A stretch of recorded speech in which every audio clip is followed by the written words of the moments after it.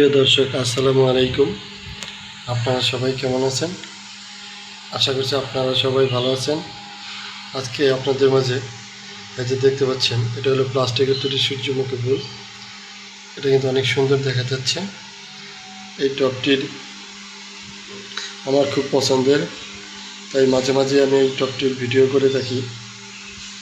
দেখেন, এই টবটি অনেক সুন্দর এবং এই ফুলগুলো অনেক সুন্দর। এই টব ফুল গাছ দিয়ে কিন্তু আমি ঘর সাজাই, ঘরে, তারপর টেবিলে, ড্রয়িং টেবিলে, ডাইনিং টেবিলে, ড্রয়িং রুমে, বেডরুমে, যে কোনো জায়গায় এগুলো রাখা যায়।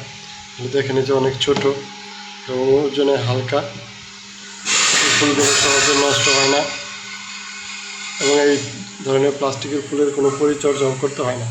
তো আপনাদের কাছে এই প্লাস্টিকের ফুলটি কেমন লাগলো আমাদের কমেন্টস করে জানাবেন।